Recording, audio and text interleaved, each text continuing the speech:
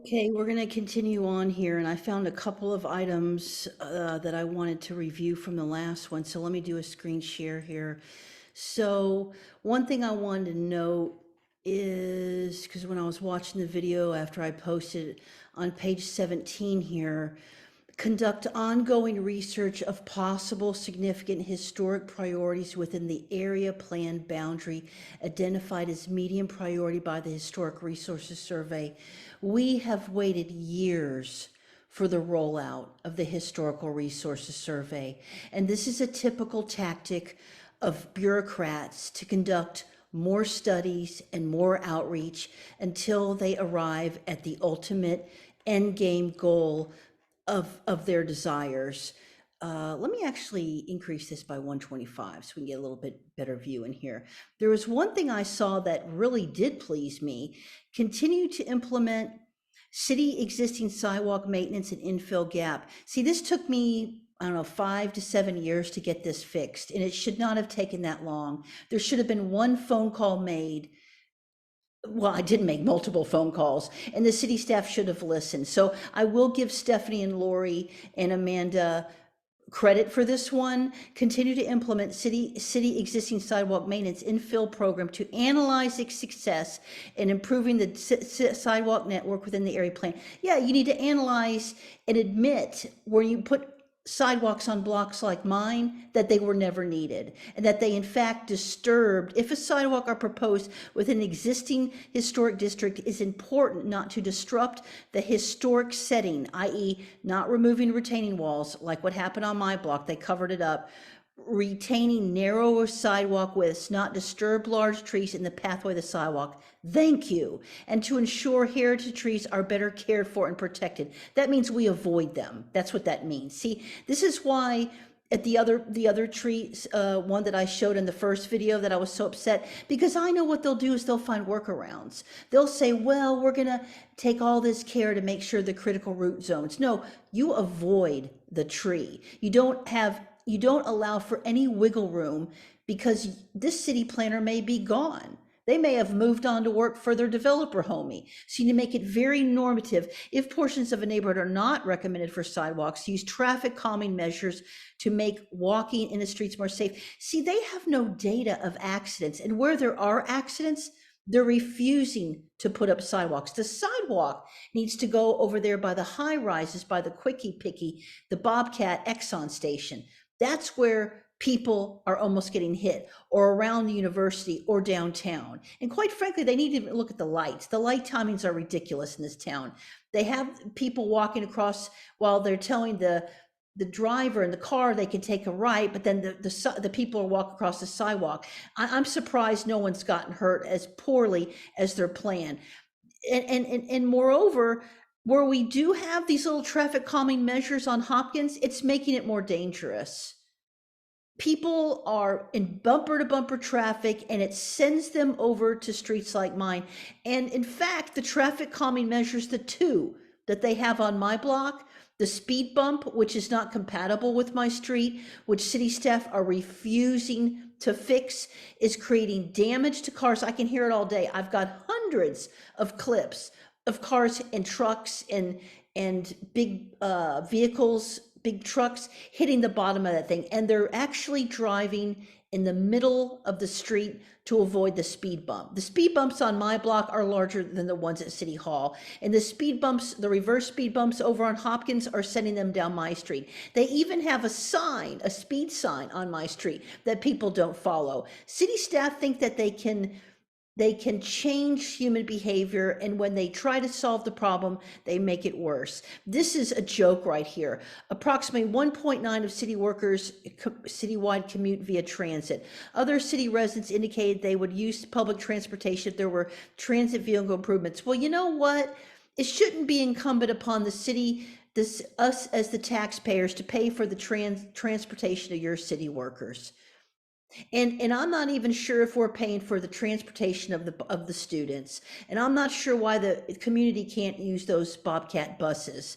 So you guys are making a good salary. In fact, all of these city workers who are driving around in trucks right now rarely report problems that are outside of their silo purview. They only focus on their own little job, and I'm the one calling in signs down.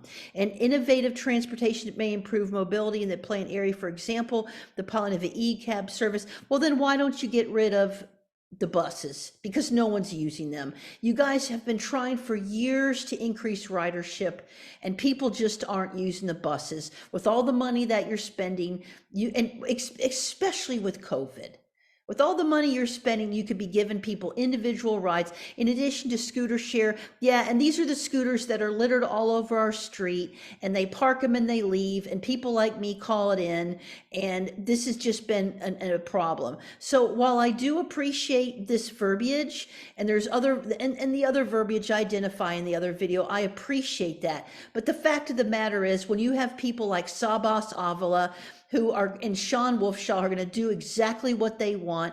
They're going to say, well, but the paragraph says, and they're not going to do it.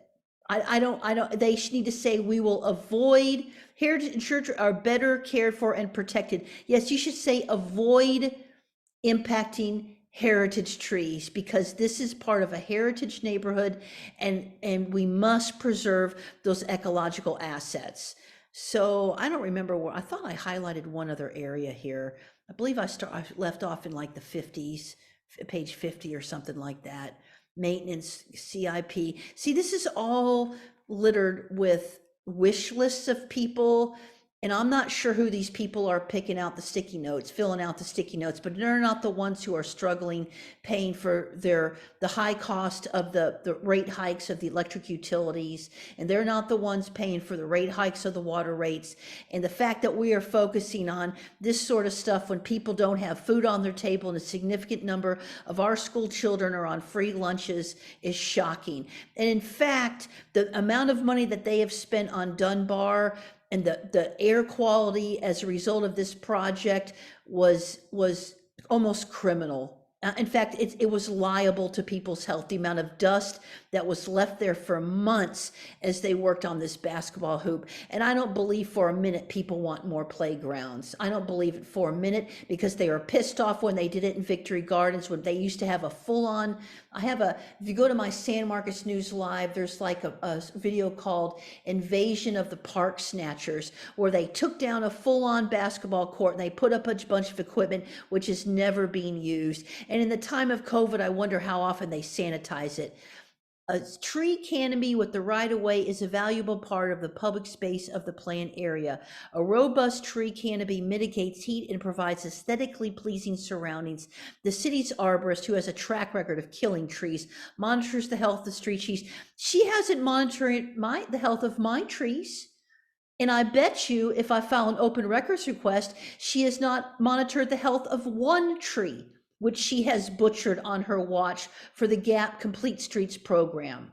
Because she certainly hasn't come out to my house. They had a third party person come out, which they verified that she did damage my tree. So she has no credibility. She didn't stand up for she told me, and I have it on tape, where it was going to kill my tree, and there were witnesses present.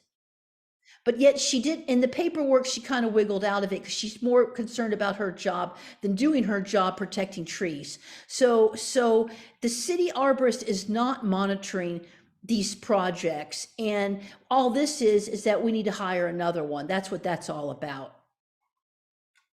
Enhance access to Dunbar and the community garden. What does that mean? Does that mean we're going to build more sidewalks through a pre-existing neighborhood that's not? See, these historic, and this, none of this is covered in this document, I bet, that these historic, well, I know it's not because they're making these arguments, these historic blocks, the reason why they don't have the sidewalks is the lack of a sidewalk is the drainage. When you create a sidewalk on a street, you create a scenario where you're increasing the propensity that will flood. Align the capital, they've, including complete sidewalk network rich. This is, consider the use of a numerical scoring system. Why don't we just get the actual data where we'd had accidents? But instead they want to use the bureaucratic thing, we're going to study the problem. And the times in which they do it is always interesting. identify publicly owned and underutilized space to host educational classes. Well, who's going to pay for this? How about let's not raise the rates of people so they can pay for their power bill? These are all great wish lists in a Ronald Reagan 80s economy, but they're not working for us right now. And we have small businesses going out of business. People can't afford their electric utility rates. And I don't know who the privileged individuals are that are putting these on sticky notes, but they're apparently the people not struggling like the most of the people in this community to pay for basic necessities. Evaluate pedestrian road crossings for safety features and improve those that don't. Well, the safety features you have on my street have created it more safe, and the city staff have refused to take into account the video footage that I've sent them and the numerous speeches that I've provided. To that effect, your analysis is faux, it's fictitious, it's faulty, because you're not taking into consideration the actual individual that lives on the block that's providing you photographic evidence that your quote unquote safety features are actually driving people down the middle of my street. They've butchered my block. They should come back and fix it. And in fact, the sidewalk that they built on my block, all of the bricks are moldy and they're falling apart. And I've sent the city management team photographic evidence, and they're unsafe to the pedestrians. They're unsafe to the people driving out of their houses, and they've refused to come back and fix that. They're moldy and they're defective, and they're just like, literally, they'll be in the middle of the street after the trash people come. Coordinate with the park's master plan to evaluate the potential use of a neighborhood scaled park north of West Hopkins Street. Prioritize designation of land. We don't have this kind of money, people. Increased tree planting along trails. Why don't we stop? Why don't we put a piece of a paragraph in here that says normatively, we will not touch heritage live oaks, and even better yet, we will give them historic designation.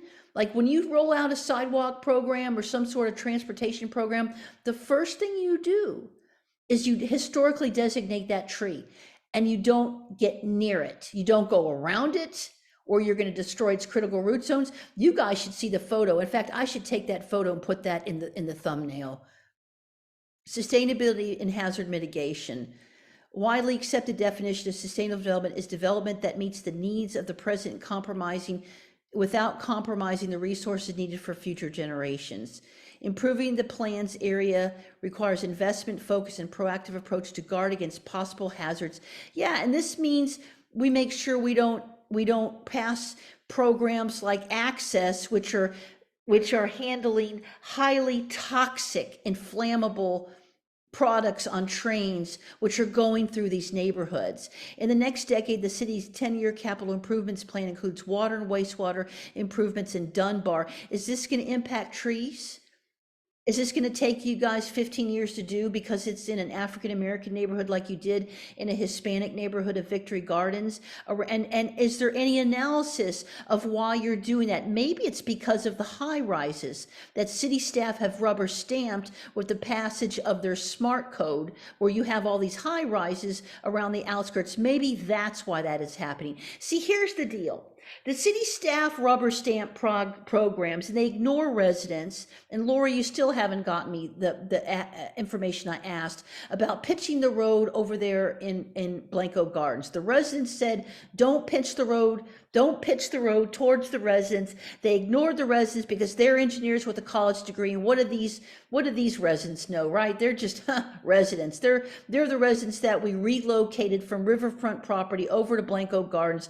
They're Hispanic. They don't know anything. We're going to do what we want to do. And they flooded out their neighborhood. And then they came back with city tax dollars, and no city staff were fired as a result. And then they redid the road. This is exactly what this is. We created high rises. Now we're going to have to mitigate that, just like they're doing with Belvin, because they allowed them to cement up the caves. See, there's no accountability from city staff of the past work that they have done, and they should admit what they've done. And at the end of the day, it's costing the taxpayers money. The Purgatory Creek improvements. Yeah, well, we all know it does flood, and you're going to be putting you're going to be flooding out the Lotta family, a Hispanic family who's been here multi-generations with your retention pond, and you haven't given them a seat at the table. Right away acquisition. Does that mean that you're going to do eminent domain? Utility, storm drainage, and bridge modifications. Well, why don't you fix the actual bridge you built that's not draining the Hunter Road project? Trail additions, what does that mean? Is it, okay, are we gonna, is there any discussion on environmental permitting? Yeah, you're gonna do little small sections of a trail so that you can work around the actual Antiquities Act and make sure that you preserve all of those Native American artifacts. And I don't see anything in here. In fact, I should do a search. I wonder if there's a tool here. There should, in fact, I'm gonna do a search on Native American artifacts in the next video and see if search tools, let's see, advanced search. Can I do a search on here? Native American.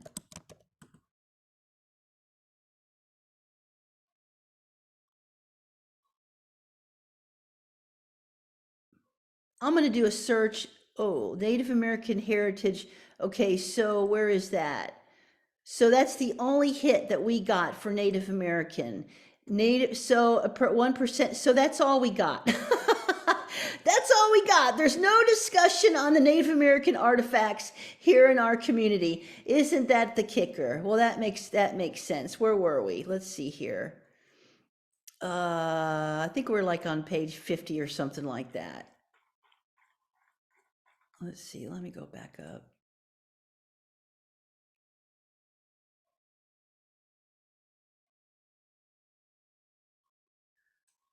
Where were we? Let's see. Okay, I think I'm going to stop here and I'm going to figure out where I was because I don't remember where I was. Let's see, I know I was looking at this stuff here. Increased playing along trees along trails. Yeah, right. By the way, you guys need to test Dunbar and some of these for mold.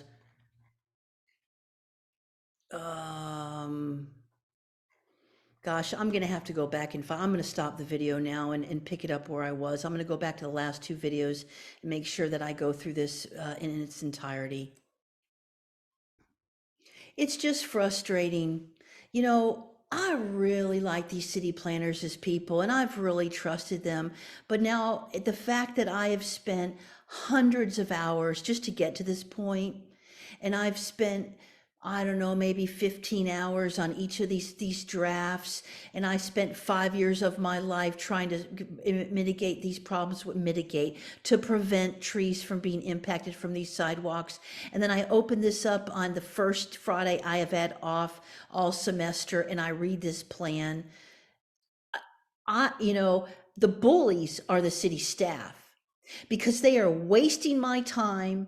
They're increasing my property taxes. They're disrespecting the ecology as well as the beautiful structures.